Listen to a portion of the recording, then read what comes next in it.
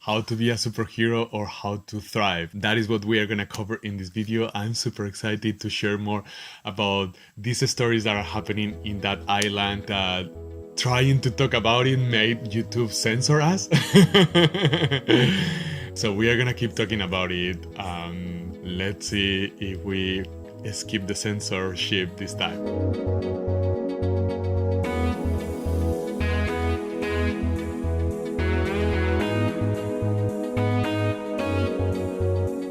Hello, my name is Loto. I'm the founder of the FearHacking Method. I'm the co-founder of Freedom Hackers Tribe, and I am also the author of the book Happiness is Easy, co-author of another book, and blah blah blah blah blah. But in this video, we don't want to talk so much about me.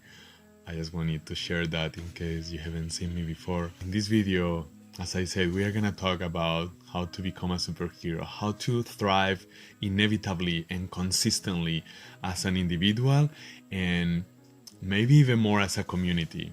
And how is that linked to this island that it has made us be censored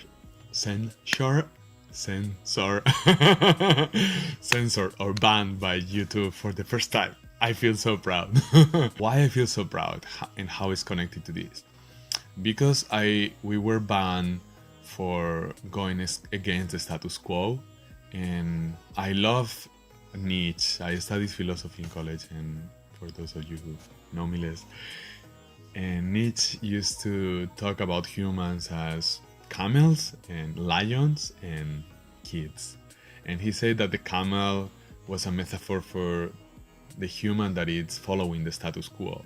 Yeah, I don't aim to be a camel or a sheep. For Nietzsche, the lion was a human. Maybe you know some, or maybe you've been one, or maybe you are one. I've been one for sure.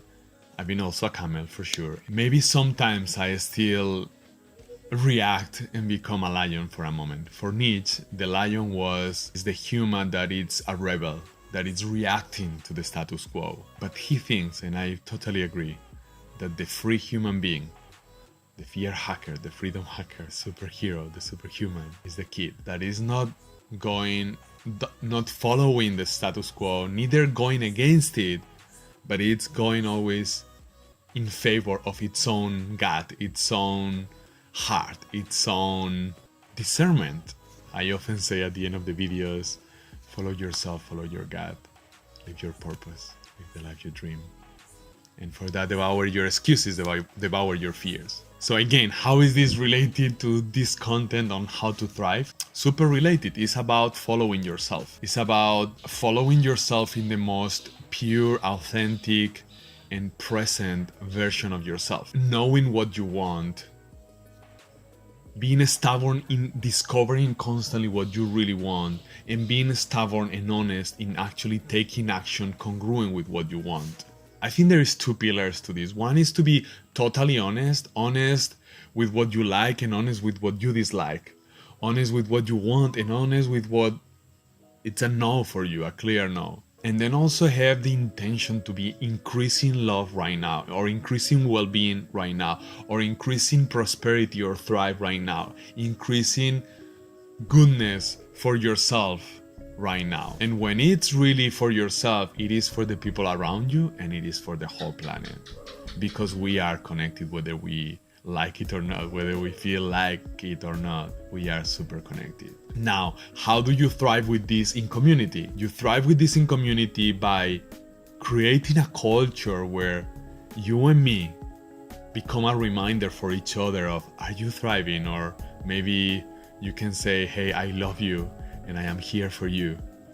You can explore your own words, and I would love to read what are your ideas on how to be that gentle but powerful and firm reminder for each other. And this is linked to a proposal that I have for you. I just did for the first time this Thrive workshop for intentional human beings and intentional communities a couple of days ago in this community where I'm living in Anita, in Ometepe, in the south of Nicaragua, surrounded by the Nicaragua Lake. And it was amazing. And we were just a few people, but those of us, we have kept on finding each other, meeting each other, and being a reminder for each other. And I was fascinated because I was like, wow, it is quite normal that me as the workshop leader or guide or facilitator, I become a reminder of those ideas, those concepts for the participants. But what was fascinating for me is how they took it on board and they proactively reminded me as well.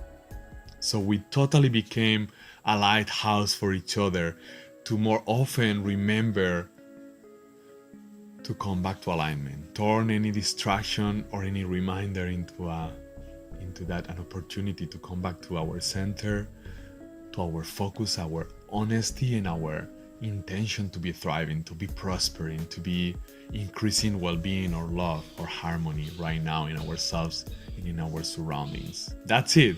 The call to action is, I'm gonna post a link around here, one to the videos that were censored, so you can check them out if this one is not censored, or if we find a way like we did last week to skip the censorship, but also to the recording of this workshop. It's only in English right now, so you are one of the lucky ones who can for sure understand it if you are at the end of this one. And that's it. I love you very much. I hope you continue exploring how to thrive as an individual, as an intentional individual, and as an intentional communities. We all live in communities, whether we realize it or not. We are all relating to less than 200 people in a consistent basis, even if you live in a big city somewhere in the world. And those people that you relate consistently, they are your community, they are your mirrors. Can be more intentional or more subconsciously intentional, which is really tricky because then we recreate our past on and on and on, once and again and again.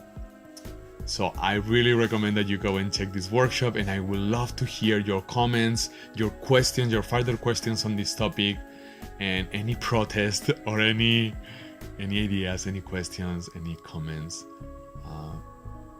I'm honored to be serving you the best that I can. I love you, and like I said before, devour your fears, your excuses, follow your gut, follow yourself, and live your purpose. Live the life you dream. Be the change that you want to see in the world.